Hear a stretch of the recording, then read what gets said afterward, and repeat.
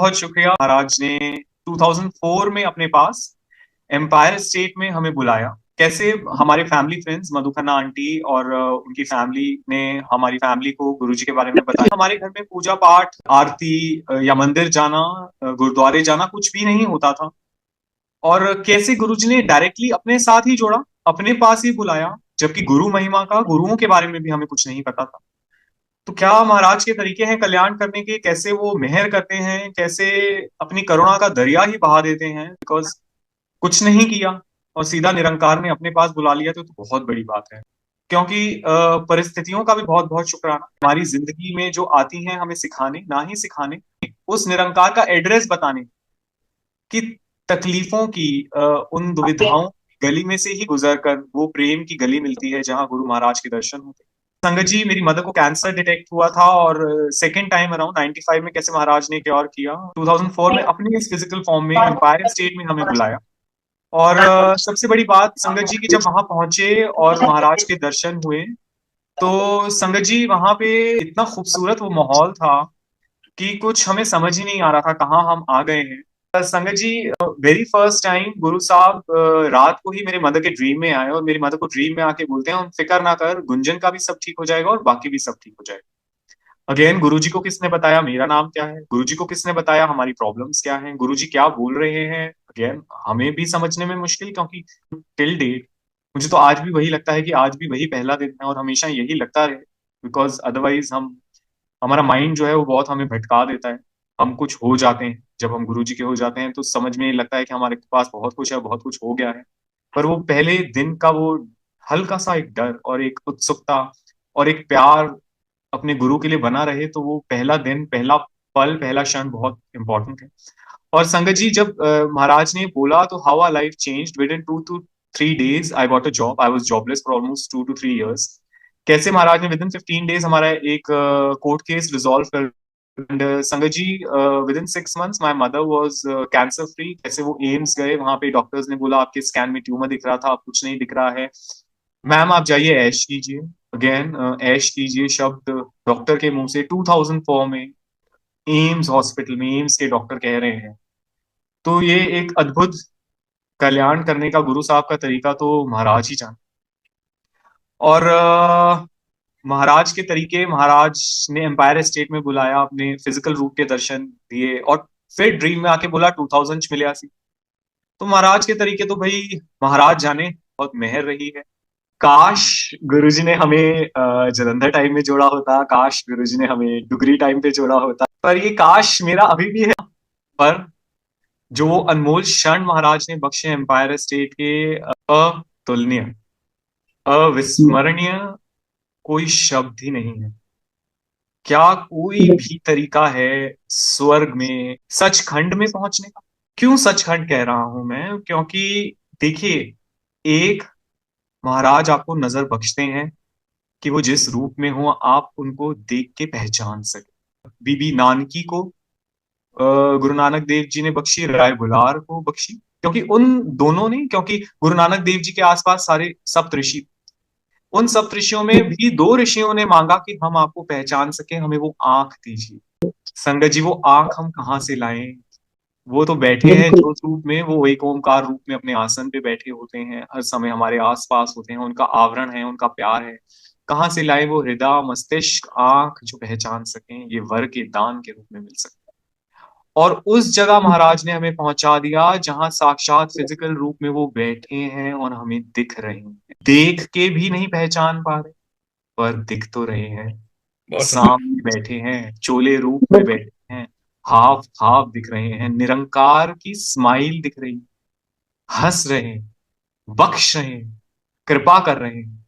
तो आवरण ही कुछ और था, वो समा ही कुछ और था, वो खुशबू ही कुछ और थी, वो ऑरा ही कुछ और था, वो ग्रेस ही कुछ और थी। वो महाराज का हंसना, वो महाराज का देखना, वो महाराज का मुड़ना, वो महाराज के उन खूबसूरत चोलों में आना, उनकी खुशबू, वो शब्द गुरबानी की वर्षा, अमृत वर्षा होनी, चाय प्रसाद, लंगर प्रसाद, महाराज के सामने बैठना, उनके चरणों में बैठना, जब मन करा आंख खोल के उनको देख लिया, आंख भर देख लिया। वो एहसास, वो दर्शन अपने दिल में, अपने शरीर में, अपने मस्तिष्क में, अपने हृदय में समेट कर ले जाना, रोज रोज फिर भी ना बिल्कुल समझ अंकल पाए, फिर भी ना जान जी। पाए, फिर भी ना उनकी ग्रेस को एक्सेप्ट कर पाए, मूर्ख, अज्ञानी।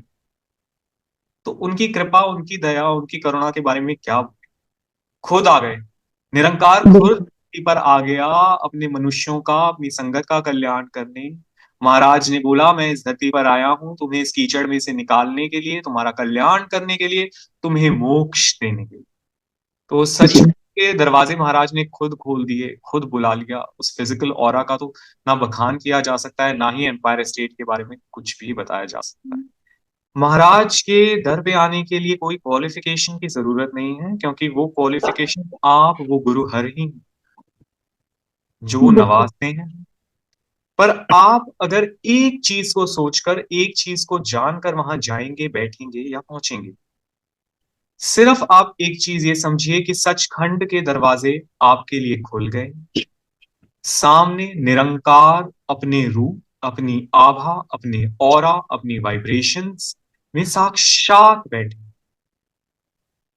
उस निरंकार, उस ज्योत, उस विष्णु रूप, नारायण रूप, शिव रूप, ब्रह्म रूप, गुरु रूप, ज्योत रूप, ओम रूप, एक ओंकार रूप, प्रकाश रूप के सामने जब आप हैं, सचखंड के दरवाजे खुले हुए हैं, क्या आपके मुंह से एक शब्द भी निकलेगा? क्या आपके मस्तिष्क में कोई भी चीज आएगी, उस प्रकाश, उस ऑरा, उस माहौल को जज्ब करते हुए? आप सोच भी सकते हैं आप हैं कहाँ, आप सोच भी सकते हैं महाराज ने आपको कहाँ एंट्री दी है। आप स्टंड होंगे, आप सैनिटाइज्ड होंगे, आपका मस्तिष्क कुछ सोच ही नहीं पाएगा। वो अवस्था, वो भाव था जब हम गुरु साहब के सामने एम्पायर स्टेट में होते थे, सामने दिख रहे हैं महाराज। वही आभास के साथ आप जाएं। जैसे ही महाराज के दर पे पहुंचते थे, मेन गेट पे ही, विला ई के गेट के पास, वहां एक बाल्टी रखी होती थी, वहां पे एक लोटा होता था, वहां हमारे हाथ धुलाए जाते थे, वहां पे एक टाल होता था, उसे हाथ पोंछ कर हम अंदर जाते थे। वहां पे जितने भी स्लीपर्स और जितने भी जोड़े रखे होते थे, बिल्कुल तरीके से रब के निरंकार के पे आए हैं, ऐसे वैसे चपले उतार के जल्दी से भागना कुछ नहीं। सहज भाव, कहाँ भाग रहे हैं, किसको दिखा रहे हैं, किसको दिखाएंगे जल्दी पहुंच गए, किसको दिखाएंगे लेट पहुंच गए? गुरु जी ने बोला, जब गुरु आते हैं उनसे 5 मिनट पहले आ जाइए, गुरु को इंतजार नहीं करा, आराम से आइए, हाथ धोइए, हाथ धोकर अंदर जाइए, पूर्ण मर्यादा से। मर्यादा क्या है? प्यार, भाव। आपका भाव ही मर्यादा है, आपका भाव ही आपको मर्यादित कर देगा। उस निरंकार के रूप का स्मरण कीजिए, उनके सामने जाइए, जाइए वहां चुपचाप, सेवादारों की इंस्ट्रक्शंस फॉलो कीजिए, ना आपको कुछ बोलने की जरूरत है ना सेवादार को। आप सचखंड में हैं संगत जी, क्यों टाइम वेस्ट कर रहे हैं, क्यों इधर उधर देख रहे हैं? सीधा जाके महाराज लाइन में लगकर पहुंचे, अंदर जाएं, महाराज को मत्था टेकें, मत्था टेक के हाथ जोड़ के अपने श्रद्धा सुमन उनके चरणों में अर्पित करके, अपने पापों को उनके चरणों में छोड़ के, अपना हृदय साफ करके, उनकी बख्शीश लेके समेट के अपनी झोली में जाकर चुपचाप जहां सेवादार बिठाए चुपचाप बैठ जाइए। शब्द गुरबानी की अमृत वर्षा को ग्रहण कीजिए, ना ही हृदय से, मस्तिष्क से, अपने शरीर से। चुपचाप जब महाराज के सेवादार आए, आपको चाय प्रसाद दें, वो चाय प्रसाद ग्रहण कीजिए। वो महाराज के सेवादार फिजिकल फॉर्म में दिख रहे हैं, वो महाराज खुद हैं। कुछ ना बोले, जो वो कहे चुपचाप सुने, चुपचाप माने। प्रसाद ग्रहण करते हुए जगह नहीं मिल रही, एम्पायर स्टेट में जगह नहीं मिलती थी, धीरे धीरे संगत बढ़ रही थी, आसपास तंग होके लोग बैठते थे। तो जैसे चौकड़े मार मार के खुले खुले हम पहले बैठते थे, धीरे धीरे चौकड़े छोटे होते जा रहे थे। जगह बनानी पड़ेगी ना ही फिजिकली, दिल में भी जगह बनानी पड़ेगी संगत की। तो जी आप सिकुड़ते जा रहे हैं, कम जगह होती जा रही है, पर महाराज के संगत के साथ महाराज आपको एकोमोडेट कर रहे हैं ना। खुश रहिए, जगह इंपॉर्टेंट नहीं है, ये जगह दीजिए, ये जगह, यहाँ पे जगह बनाइए गुरु जी के लिए, उनकी संगत के लिए, जुड़िए महाराज से। और चुप रहना, शांति में रहना, जैसे गुरु जी ने बोला, एक चुप सौ सुख। मेरी मदर को आके बोला, कट बोलिया कर। कैसे गुरु जी हमें समझाते हैं, तो चुप शांति के आवरण में ही उनके शिक्षाओं को ग्रहण किया जा सकता है। मर्यादा है चुप रहने की, साइलेंस में रहने की, ना ही फिजिकली बोलों से, जुबान से। यहां से भी चुप रहिए, मस्तिष्क से चुप रहिए, हृदय से चुप रहिए। कुछ ना कहिए, कुछ ना मांगिए, कुछ ना बोलिए, ग्रहण कीजिए। लेने आए हैं हम, लेनदार हैं, वो देते रहेंगे, दातार हैं संगत जी। और चुपचाप जो महाराज कह रहे हैं, महाराज तो बात कर रहे हैं, क्या बात कर रहे हैं? गुरबानी, महाराज के शब्द हैं, महाराज के बोल हैं। जब महाराज बोल रहे हैं तो आप कैसे बोल सकते हैं? जब महाराज बोल रहे हैं तो आप कुछ और कैसे सोच सकते हैं? शबद गुरबानी में उन रागियों के थ्रू, उस गुरबानी के थ्रू, उन वाइब्रेशन के through Maharaj is speaking Dai himself. पूरे ब्रह्मांड के राज खोल दे रहे हैं आपके सामने। सुनिए, जस्ट कीजिए, ग्रहण कीजिए, बख्शीश लीजिए। और जब वो 2 घंटे का अमृत वाणी का पाठ खत्म होता है, महाराज के शब्द, महाराज विराम देते हैं। चुपचाप वहां पे चटाइयां बिछ जाती थी, आसपास संगत बैठ जाती थी, आधी संगत उठ के बाहर चली जाती थी। वो थाल में 4 संगत बैठ के प्रसाद ग्रहण करती। महाराज ने बताया कि ब्रह्मा विष्णु महेश आपके साथ आकर बैठे। क्यों ब्रह्मा विष्णु महेश आके आपके साथ बैठे हैं? क्योंकि महाराज ने आपकी एनर्जीज क्लेंस करनी है। इस ब्रह्मांड में जो गुरु जी ने मिनिस्ट्रीज दी हैं, ब्रह्मा जी को, विष्णु जी को, महेश जी को, जो पावर्स दी हैं, वो पावर्स पूरे सचखंड की, पूरे ब्रह्मांड की पावर से वो आपकी एनर्जीज क्लेंस करके बैलेंस कर रहे हैं। सामने भिखारी बैठा है, ड्राइवर बैठा है, बिजनेसमैन बैठा है, टाटा बिरला बैठे, वो ब्रह्मा विष्णु महेश गुरु साहब की संगत का कल्याण करने आए हैं। आप उनके साथ शेयर नहीं कर सकते लंगर प्रसाद, वो बख्शीश देने आए हैं। ग्रहण कीजिए, मेहर हो रही है। वो प्रसाद आलू गोभी, दाल मखनी, कड़ा प्रसाद, रोटी नहीं है, वो कृपा है, वो गुरु प्रसाद है। Yes, in physical form, yes. लाखों साल के तप से जो नहीं मिल सकता, वो एक क्षण के महाराज की नजर साथ से जी। वो जो प्रसाद ग्रहण करके चुपचाप महाराज के सामने, महाराज बैठे होते थे, हमेशा बैठे होते हैं।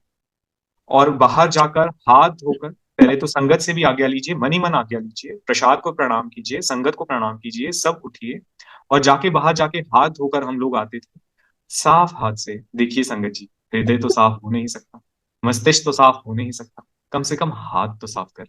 अपना महाराज को प्रणाम करें, आज्ञा लें, चरण स्पर्श करें। अभी फिजिकली आप नहीं कर पाते, अरे हृदय से तो करें, सोच में तो करें, झुक जाए ना। सिर्फ मत्था नहीं टेक, हृदय से झुकना, आत्मा से झुकना। झुकिए, महाराज से आज्ञा लीजिए और फिर आज्ञा लेकर वहां से प्रस्थान कीजिए। कोई मर्यादा है ही नहीं।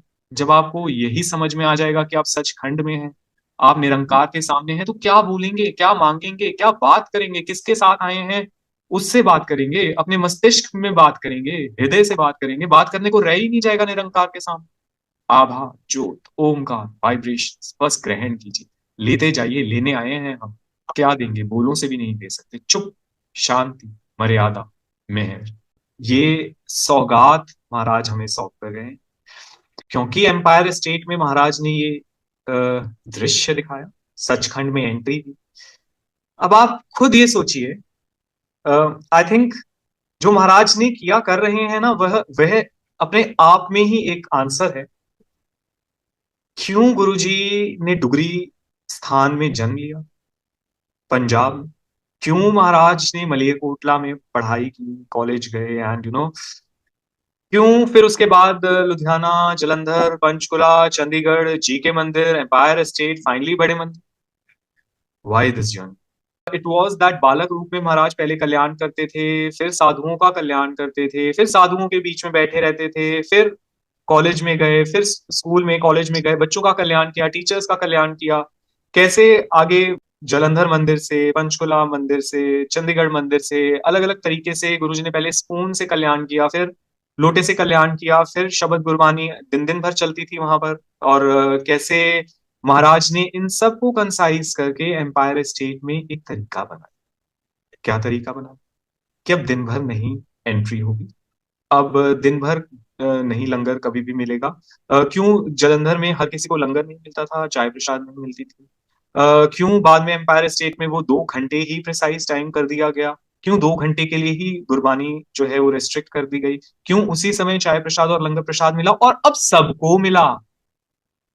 सबको क्यों मिला? पहले तो जिसको महाराज ने पर्टिकुलर तरीके से कल्याण करना होता था, सिर्फ उसको मिलता था। एम्पायर स्टेट में क्यों सबको मिलना शुरू हो? क्यों वो दिन दिन भर की गुरबानी जो है वो 2 घंटे हो गई? क्यों वो जो टाइम पीरियड था रेस्ट्रिक्ट होके संगत का टाइम रेस्ट्रिक्ट कर दिया गया? क्योंकि महाराज की जो जर्नी है उससे सीखें। ये सब किसके लिए किया गया है? आपके लिए संगत जी। जो आज संगत जुड़ रही है उसको हम कुछ तरीके से कुछ बता सकते हैं।